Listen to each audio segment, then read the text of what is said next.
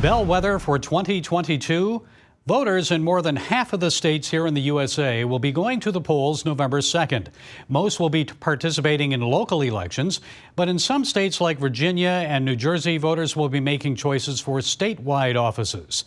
Here to discuss how turnout and various issues may affect the outcome of statewide races is Kim Klacik.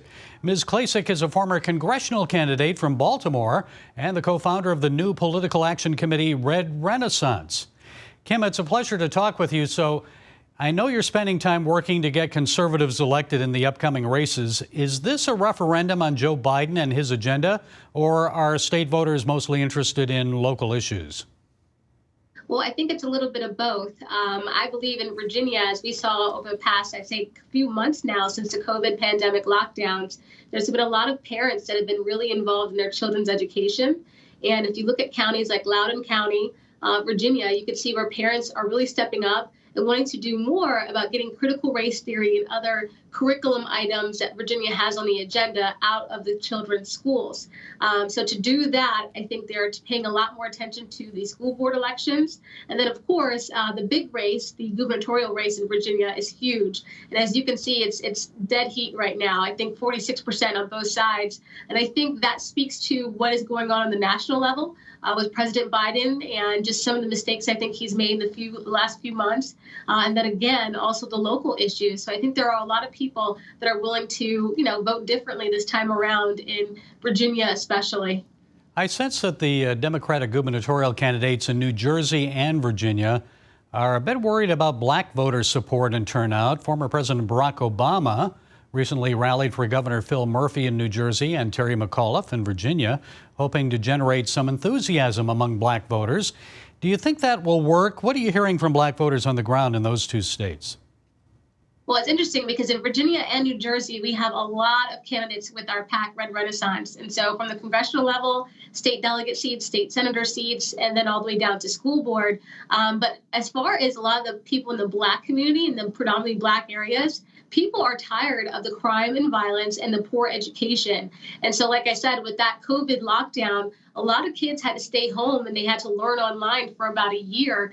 And I think a lot of parents were very frustrated.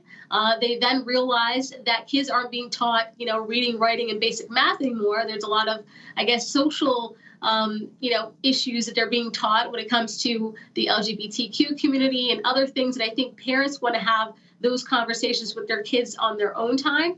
So I think a lot of people are really starting to see that the Democrat Party, for some reason, is really pushing this progressive agenda.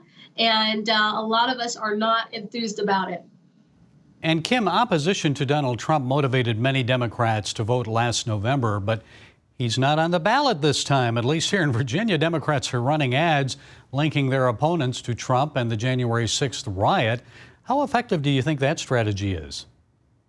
Well, I know for Glenn Youngkin, I believe, running for governor in Virginia, President Trump has endorsed him. So, yes, they're trying to tie Trump to him as much as possible because there were a lot of voters that weren't pleased, I guess, with Trump's personality and some of the things that he was doing when it came to tweeting or, just trying to be transparent in his own way. And so I think, though, that is going to maybe make some disruption a little bit, but not quite because, as you said, he's not on the ballot, right? So people aren't going to see President Trump on the ballot. They're looking again at the local issues. Now that we see gas prices are going up, you're starting to see stores, the shelves are emptying. We don't know what's going to happen as far as the supply chain issues, especially with the holidays coming up. And I think when people go to vote, they're going to vote knowing what's in their pocket or what's not in their pocket as far as, all the prices and the inflation that we see across the country.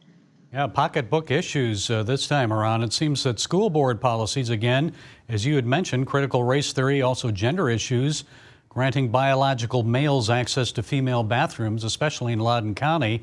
As you mentioned, that's a hot topic in the Virginia governor's race. So what role do you expect that may play in deciding a winner in that race? And it's a race that's now neck and neck, as you had mentioned. Yeah, I think, gubernatorial candidate Glenn Youngkin is doing a great job showing that his opponent has been against a lot of the parents being involved in their children's education. And as we know, that's what most moms and most dads really want, is that involvement. That's how kids are successful in school, when you see more parent involvement. So when he said that on many occasions, now, Youngkin's team is running a video showing his opponent saying it over and over again. I think a lot of people are now saying, wow, this might not be the candidate for me. Because, again, we want to be involved in our children's education. That's the key to success. And I don't think any parents are going to back down from that. Okay, I know you'll be keeping a close eye on Virginia and New Jersey, especially the gubernatorial race there. Election bellwethers for 2022. Kim Klacik of Red Renaissance PAC. Thank you, Kim, for sharing your time and insights with us from Baltimore. Thank you so much. I appreciate it.